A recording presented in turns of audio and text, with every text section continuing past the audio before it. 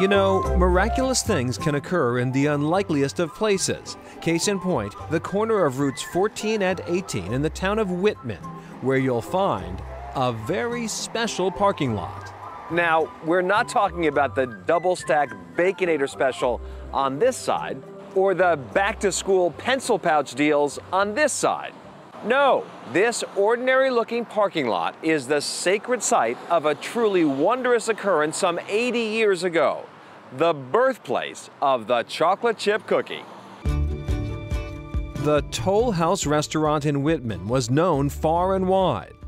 The Kennedys visited there, actors and actresses. Sadly, the restaurant burned to the ground in 1984, but owner Ruth Wakefield left a lasting gift to the world.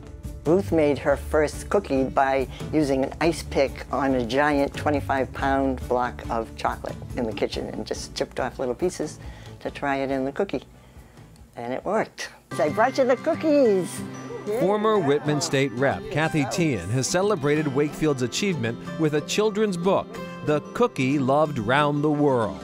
You have given a lot to the world, and it's pure happiness. Whitmanites are justifiably proud of their contribution to the betterment of life on Earth. It was a monumental event for the world, not just Whitman or the country, for the world. So I want to take you to an undisclosed location to show you something.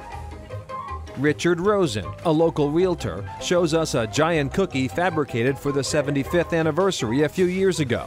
He has a hard time imagining a world without Ruth Wakefield's wondrous creation. It would be a horrible place if we didn't have chocolate chip cookies. It's got to be everybody's favorite cookie. Personal favorites are nothing if not an emotional thing. I discovered it kind of at the end of college when I was going through a rough time. In the slipstream. It was like a life raft to me. Writer and musician Ryan Walsh had fallen under the spell of Astral Weeks, Van Morrison's mystical acoustic masterpiece from 1968. On the back of the LP, a poem by the Belfast-born singer. I mentioned Cambridge, Port, Hyannis, and Cape Cod. I thought, well, these must also be places in Ireland because, you know, it literally doesn't make sense that he would be here. But he was. Turns out Van Morrison spent a crucial creative year in the Boston area. What resulted was an album that routinely shows up on best of all time lists. Ryan Walsh sets out to unearth details of Morrison's hidden history in Boston in Astral Weeks, A Secret History of 1968. And what I love about this story is that even though his time in Boston was unusual and hard, it's where he kind of figured it out. First stop, Green Street in Cambridge, where Van Morrison took up with his new American wife, just a couple of years away from scoring a top 10 single.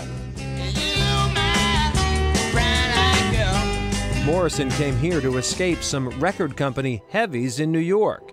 New material began pouring out.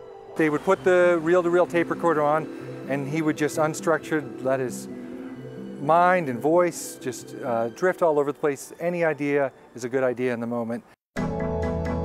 Morrison got a band together and played all over New England that summer. But Walsh takes us to the spot underneath Boylston Street where that all changed, currently being renovated by Berkeley College.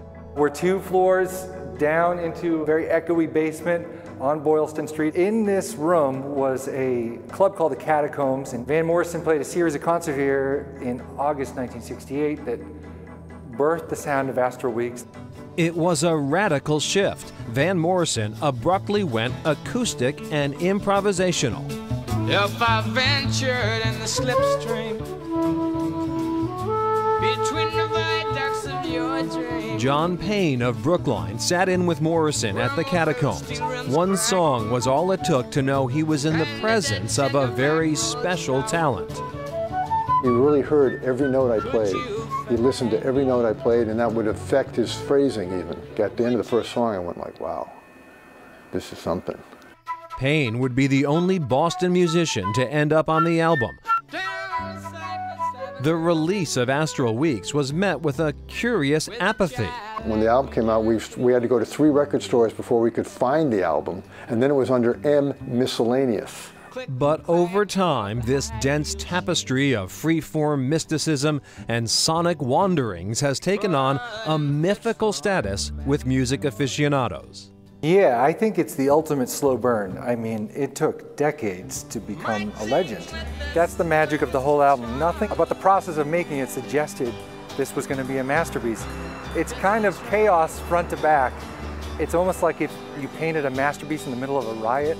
Like it doesn't make sense. Say goodbye, goodbye, goodbye, goodbye, goodbye, goodbye. And Ryan Walsh's book surrounds the Van Morrison story with a rich picture of Boston's tumultuous year of 1968. Certainly was. And Van Morrison is still alive and well, cantankerous as ever, declined to help Walsh with the book, and in fact wanted sort of nothing to do with it and has not commented on it even to this day. It's incredible. All right, next, a homeowner's happy surprise. I just found out I was at Hopper House the other day when you guys had reached out to me.